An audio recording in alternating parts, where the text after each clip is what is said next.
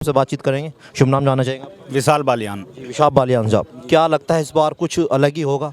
इस आंदोलन में कुछ असर पड़ेगा? सरकार पीछे हटेगी? आपकी बात मानेगी? देखो जी, अगर हम बात करें अपने मुद्दों की, हम अपने मुद्दों पर सटीक रहते हैं और खड़े रहते हैं। ये जो गाजीपुर का बॉर्डर हमने जो दिल्ली धरना दिया था 3 काले कानूनों के खिलाफ, प्रधानमंत्री जी ने उनको वापस भी किया, माफ़ी भी मांगी। और ऐसा नहीं है कि किसान यूनियन पीछे हट जाएगी, अपने मुद्दों पर खड़ी रहेगी। ऐसी क्या वजह है जो 1 साल का गन्ना भुगतान नहीं हुआ?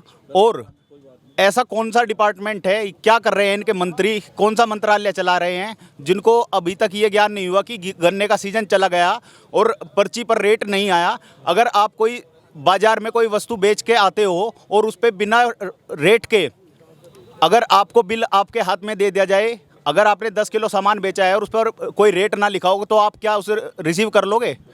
नहीं करोगे ना। आप क्षेत्र में किसी भी गन्ना किसान की पर्ची पर देख लीजिए क्या लिखा है, वहाँ पे रेट नहीं लिखा। वहाँ पे लिखा है कि जैसा सरकार तय करेगी ऐसा भुगतान होगा। और पिछले जो पहला जो गन्ने का रेट है उस पर अब तक भुगतान दे रहे हैं, और भुगतान भी पिछले साल का अब आ रहा है, फरवरी का थोड़ा थोड़ा पेमेंट। अब 1 साल का ब्याज कितना बैठता है? और रही बात भ्रष्टाचार की, मुजफ्फरनगर में इतिहास में सबसे बड़ा भ्रष्टाचार किया गया। जब लोग ऑक्सीजन के लिए तड़प रहे थे मुजफ्फरनगर में, तब यहाँ के प्रशासकों ने माननीयों के सहयोग से 18 करोड़ रुपए हर ग्राम पंचायत से उड़ाया है। 18 करोड़ रुपए जिले का, एक एक गांव से 31 लाख रुपए फर्जी बिल पर निकाला गया है। इसके सबूत भी ये रहे। मैं कैमरामैन को दिखाना चाहूँगा, प्रशासकों ने 18 करोड़ रुपए, 18.5 करोड़ रुपए आज तक भी किसी जांच नहीं हुई, किसी भी सेक्रेटरी की कोई जांच नहीं हुई। ऐसी क्या मजबूरी है? कौन से मान्य के हाथ में गया है वो पैसा? 25,000 के जो सेक्रेटरी बैठे हैं, 25,000 की तनख्वाह पर इनकी इतनी औकात है क्या ये जो गांव के 30 लाख रुपए निकाल लेंगे? किसके सहयोग से निकाला गया? ये भ्रष्टाचार नहीं है? जो मुजफ्फरनगर में कुछ लोग अपने आप को भगवान साबित करने पर तुले हैं, और मैं उनसे पूछना चाहूँ कि अगर आप किसानों के मुद्दे पर बोलना चाहते हो, किसानों का कुछ करना चाहते हो, कभी संसद में, कभी विधानसभा में आपने बोला है कि गन्ने का रेट क्यों तय नहीं करते? कभी आपने आवारा पशुओं की बात की है? अब जब चुनाव भी किसान परिवार से, टिकैत साहब भी किसान परिवार से ही है, क्या अनुमान होना चाहिए कि कितने रुपए क्विंटल होना चाहिए? क्या मांगे आप लोगों की? भैया, एक पैरासीटामोल जो 1 रुपये का आता था, आज 10 रुपये की आती है। ठीक है, अगर कोई किसान परिवार का एक बालक से लेकर कि या किसान भी एक बार भर्ती हो जाओ ना, तो उसका पीछा नहीं छूटता, उसकी बिक का ही पीछा छूटता है। उस पर कोई क्या, अगर 500 रुपये कुंटल, ठीक है, अगर ये कह रहे हैं ना कि पर वो नहीं होता, मतलब भाव अगर हम बढ़ा दें तो मिलें बंद हो जाएगी। मैं पूछना चाहता हूँ, मुजफ्फरनगर डिस्ट्रिक्ट पूरे भारत का एक ऐसा ज़िला है जहाँ से पूरी दुनिया में पेपर जाता है, पूरी दुनिया में जिस पर फोटो स्टेट करते हैं वो पेपर एक्सपोर्ट होता है। और वो किसका होता है? वो इस गन्ने की खोई का होता है।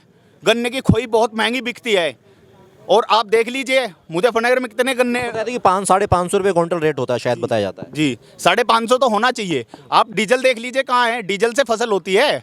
और अब सबसे मेन मुद्दा आता है हमारा, ये बोलते हैं कि 10 साल पुराने जो व्हीकल है, अभी कुछ दिन 2 दिन पहले यहाँ पे एक मीटिंग हुई, उसमें कहा गया कि मुजफ्फरनगर में जितने 10 साल पुराने व्हीकल है उनका रजिस्ट्रेशन रद्द किया जाए और उनको कबाड़ी में तुलवाया जाए।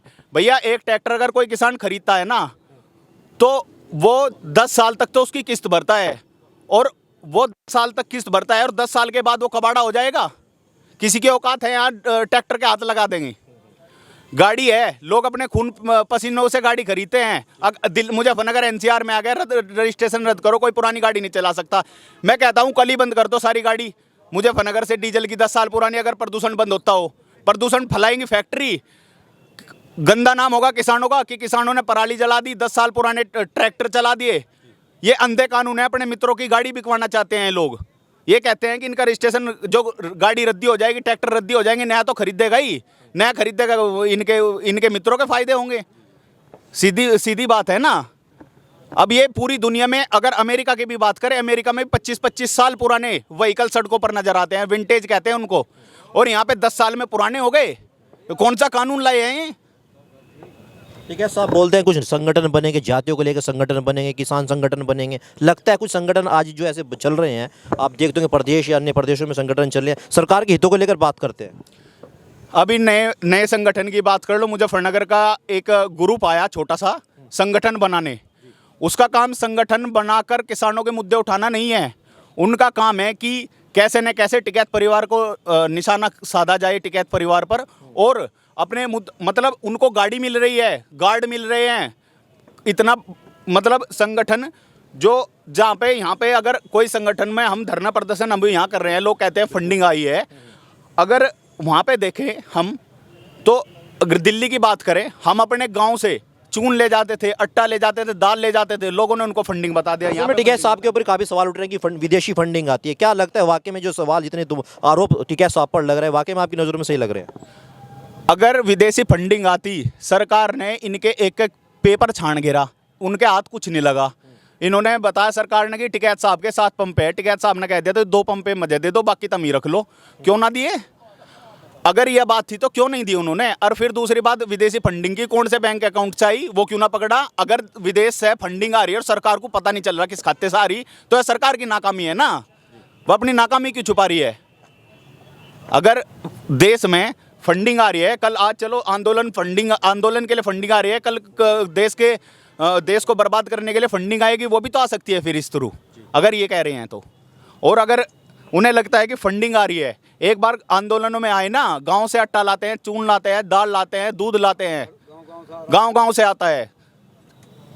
50-50 रुपए लोग आंदोलन के लिए सहयोग में देते हैं। पहले जब क्रांति होती थी ना, जब क्रांतिवीर क्रांति पर चलते थे, तब भी सहयोग मांगते थे, लोग अपने गहने उतार कर दे देते थे। तो तब फंडिंग, जब सुभाष चंद्र बोस ने अपनी आज़ाद हिंद फौज बनाई थी, तब फंडिंग विदेशों से नहीं आई थी, महिलाओं ने अपने जेवर तक उतार के दे दिए थे किलो जेवर। ऐसे में एक सवाल है आपसे, वो आंदोलन सड़कों पर था, ये आंदोलन एक मैदान में है, लगता है उस आंदोलन में कुछ समानता रहेगी या कुछ अलग ही रूप बनेगा? देखो, सड़कों पर हम, दिल्ली में हमारी क्या मजबूरी थी? दिल्ली में हमारी मजबूरी थी, हमने बोला था कि हम सड़कों पर नहीं बैठना चाहते, हम वोट क्लब पर जाना चाहते हैं। सरकार ने बोला कि हम वोट क्लब पर नहीं जाने देंगे, तो इसलिए हमें सड़क पर मजबूरन बैठना पड़ा। अगर वो खोल देते कि हम वोट क्लब पर बैठ जाते, हमको क्यों परेशान करना था जनता को? हमारा लक्ष्य किसान हितों का एक निवारण करना है, न कि जनता को परेशान करना।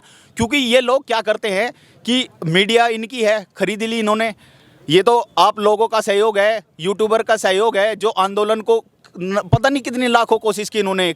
और तो और, अगर लाल किले पर इधर झंडा बंधा है तो सामने ना दिखा के इधर का दिखाया है, सामने का नहीं दिखाया। आज भी देख लो, और लोग इस पर आंख बंद कर लेते हैं, इस मुद्दे पर। मतलब अपने लोगों को गद्दार साबित कर देते हैं, इसलिए कर देते हैं कि वो भाजपा के विरोध कर रहे हैं। क्यों? ऐसा क्यों? अगर इन्हें अगर अभिमान है, इंदिरा गांधी थी, बहुत बड़ा उनके पास वोट बैंक था, बहुत मजबूत सरकार थी, जो चाहती थी कर लेती थी। लेकिन आज कहाँ है? जीरो है ना। आज कल इनका भी समय आएगा। कब तक ये धर्म पर भड़काएंगे, लोगों को आग लगाएंगे, उनकी लाशों पर चील कौवों की तरह बैठ के उनको खाएंगे, वोट मांगेंगे, डराएंगे। मतलब कुछ सत्ता पक्ष के लोगों से हमारी बातचीत हुई है, बताइए राहुल गांधी जी के साथ में टिकैत साहब का फोटो देखा आपने, उनकी मुलाकात भी हुई, लगता है कि 24 की कुछ सेटिंग चल रही है, तमाम प्रकार के आरोप टिकैत साहब पर लग रहे हैं। बिल्कुल, देखो, सत्ताधारी का एक काम होता है आरोप लगाना, और आरोप उन पर लगाया जाता है जिनका वास्तव में जिनका कुछ वजूद होता है। और अगर उन्होंने मतलब कमरे में नहीं मिले टिकैत साहब, प्रेस कॉन्फ्रेंस में मिले और अपने मुद्दे रखे हैं कि तुम्हारी अगर जहां सरकार है, ये हमारे मुद्दे हैं, इनको सोल्व करो। अगर आपने वो इंटरव्यू देखा हो तो टिकैत साहब ने केवल कश्मीर के जो लोग हैं, वहाँ के जो सेब है, एक अदानी ग्रुप है कश्मीर में और हिमाचल में, उसने क्या किया, अब की बार सेब नहीं खरीदे।